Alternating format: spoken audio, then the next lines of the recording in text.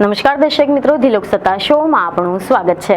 દક્ષિણ એશિયાના રાજકીય નકશા પર એક સમય એવો હતો કે જ્યારે બાંગ્લાદેશને આર્થિક સફળતાનું ઉદાહરણ ગણવામાં આવતું હતું, પરંતુ આજે દક્ષિણ એશિયાના રાજકારણમાં જો કોઈ દેશમાં હાલ તો સૌથી વધુ અસ્થિરતા, હિંસા અને અનિશ્ચિતતા જોવા મળી રહી હોય તો એ છે બાંગ્લાદેશ। એક એવો દેશ કે જેને થોડા વર્ષો પહેલા સુધીમાં તો આર્થિક વિકાસ, ગાર્મેન્ટ ઉદ્યોગ અને ગરીબી ઘટાડવાના મોડલ તરીકે ઓળખાતો હતો।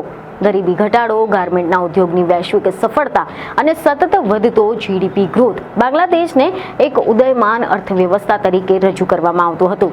અહીંયા સુધી કે 2020ની આસપાસ તો ઘણા બધા અર્થશાસ્ત્રીઓ એવું કહી રહ્યા હતા કે બાંગ્લાદેશ આર્થિક વૃદ્ધિ દરના મામલામાં ભારતને પણ પાછળ છોડી શકે છે, પરંતુ માત્ર 4 જ વર્ષમાં આ સમગ્ર તસવીર બદલાઈ ગઈ અને આજે બાંગ્લાદેશ આર્થિક પ્રગતિની નહીં પરંતુ હિંસા, અરાજકતા અને રાજકીય અસ્થિરતા માટે ચર્ચામાં આવી છે।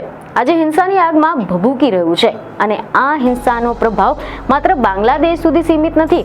આ આગની જ્વાળાઓ હવે ભારત સુધી પહોંચવા લાગી છે। જી હા, બાંગ્લાદેશની આ અસ્થિરતા હવે માત્ર તેની આંતરિક સમસ્યા નથી રહી, આ અસ્થિરતા એ ભારત માટે પણ ગંભીર વ્યૂહાત્મક પડકાર બની રહી છે। તો એ પ્રશ્ન એ થાય છે કે જુલાઈ અને ઓગસ્ટ 2024માં બાંગ્લાદેશમાં એવું તો શું બન્યું કે દાયકાઓની સત્તામાં રહેલી શેખ હસીનાની સરકાર ઉથલાવી દેવામાં આવી અને ત્યારબાદ બાંગ્લાદેશ કેમ સતત હિંસા અને અરાજકતાના દોરમાં ફસાઈ ગયો છે?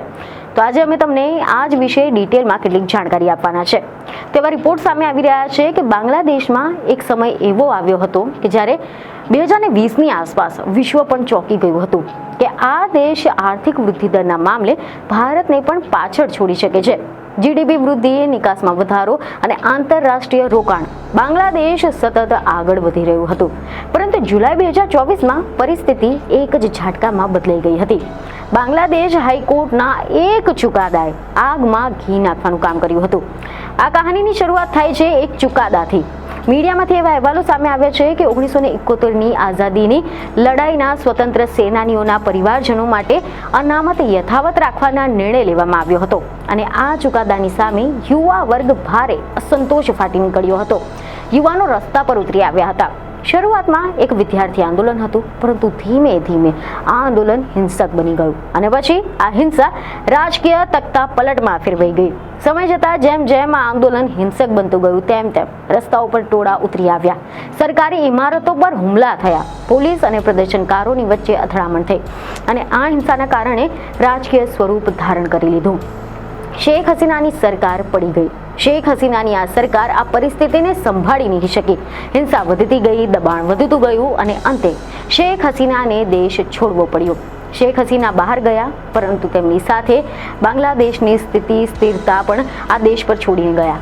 શેખ હસીના દેશ છોડીને બહાર નીકળી ગયા અને ત્યારથી જ બાંગ્લાદેશમાં સ્થિરતા લગભગ ગાયબ થઈ ગઈ અને આજે સ્થિતિ એવી થઈ ગઈ છે કે બાંગ્લાદેશમાં ચૂંટાયેલી સરકાર નથી, એક વચગાળાની સરકાર છે, પરંતુ તે સરકાર ન તો કાયદો વ્યવસ્થા જાળવી રહી છે કે ન તો અર્થવ્યવસ્થાને સંભાળી શકે છે।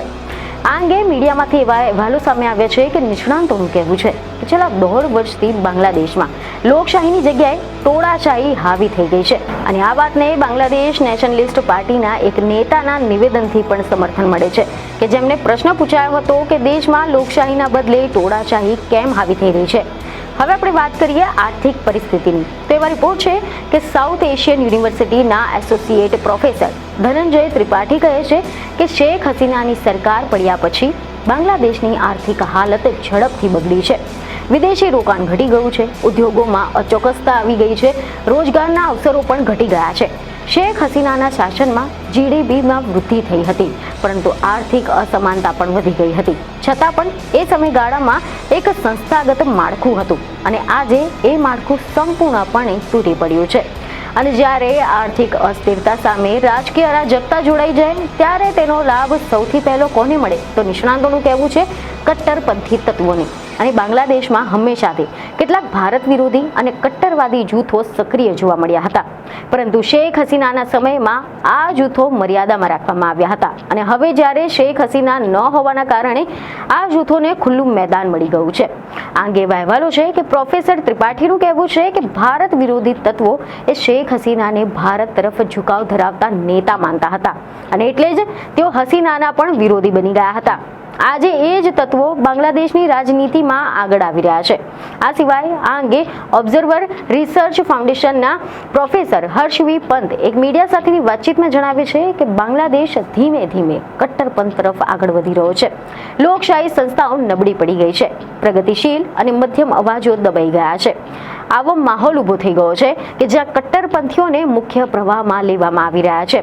આગામી ચૂંટણીઓ બાદ પરિસ્થિતિ સુધરશે એવી અપેક્ષા હાલ તો વાસ્તવિક નથી, કારણ કે બાંગ્લાદેશમાં અવામી લીગ અને BNP બે મુખ્ય પક્ષોની પરંપરા રહી છે, પરંતુ આજે BNP પણ કમજોર થઈ ગઈ છે અને આ ખાલી જગ્યા જમાતે ઇસ્માઇલી જેવા કટ્ટરપંથી તત્વો ભરી રહ્યા છે.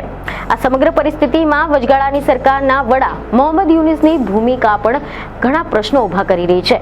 નોબેલ પુરસ્કાર વિજેતા યુનુસને સ્થિરતા લાવવાની આશાથી લાવવામાં આવ્યા હતા, પરંતુ નિષ્ણાંતોનું કહેવું છે કે યુનુસ સરકાર ન તો આર્થિક વિકાસ પર કોઈ નક્કર કામ કરી શકી છે કે ન તો યુવાનોના અસંતોષને શાંત કરી શકી છે. આના ઉપરાંત કટ્ટરવાદીઓ સામે પણ યુનુસે કડક વલણ દાખવ્યું નથી અને આ તમામ પરિસ્થિતિઓ ભારત માટે ગંભીર ચિંતા પેદા કરી રહી છે. ભારતમાં વિદેશ બાબતોના સંસદીય સમિતિના તાજેતરના અહેવાલ મુજબ 1971 પછીની આ પ્રથમ વખત છે કે જ્યારે ભારત બાંગ્લાદેશમાં સૌથી મોટી વ્યૂહાત્મક કટોકટીનો સામનો કરી રહ્યો છે. સીમા સુરક્ષા, ઘૂસણખોરી, ઉગ્રવાદી પ્રવૃત્તિઓ અને ભારત વિરોધી પ્રચાર, આ બધા જ મુદ્દાઓ ભારત માટે સંવેદનશીલ બની ગયા છે. તાજેતરમાં પણ એવા અહેવાલો સામે આવ્યા હતા કે યુવા નેતા શરીફ ઉસ્માન હાદીની હત્યા બાદ હત્યારાઓ ભારત ભાગી ગયા હોવાની અફવાઓ પણ ભારત અને બાંગ્લાદેશના સંબંધોને વધુ તણાવપૂર્ણ બનાવી દીધા છે. આ અંગે નિષ્ણાતો સ્પષ્ટ કહે છે કે આ બાંગ્લાદેશની આંતરિક નિષ્ફળતા છે, પરંતુ ત્યાંની રાજનીતિમાં ભારતને દોષિત ઠેરવવાનો પ્રયત્ન વારંવાર થયો છે. આ સિવાય પ્રોફેસર ત્રિપાઠી એક મીડિયા સાથેની વાતચીતમાં એમ પણ કહે છે કે જ્યાં સુધી બાંગ્લાદેશમાં રાજકીય સ્થિરતા નહીં આવે, આર્થિક વિકાસ નહીં થાય, ત્યાં સુધી ભારત વિરોધી વલણો જીવંત રહેશે. તો બીજી તરફ પ્રોફેસર પંત પણ કહે છે કે ભારત માટે સીધી દખલગીરી ન તો યોગ્ય છે કે ન તો શક્ય છે. અંતે બાંગ્લાદેશના નાગરિકોએ જ નક્કી કરવાનું રહેશે કે તેઓ પ્રગતિ, સ્થિરતા અને લોકશાહી પસંદ કરે છે કે પછી કટ્ટરપંથ અને અરાજકતા. પરંતુ ત્યાં સુધી પાડોશમાં ભભૂકી રહેલી આ આગ ભારત માટે સતત ચેતવણી બની રહેશે. ભારત માટે આ પાડોશી દેશ એક મોટો હાલ તો પડકાર બની રહેશે. આ સાથે જ આ ખાસ રિપોર્ટ, આ ખાસ વિશ્લેષણ અહીંયા જ પૂર્ણ કરીએ છીએ. બીજને ખબર સાથે ફરી મળીશું. ધન્યવાદ.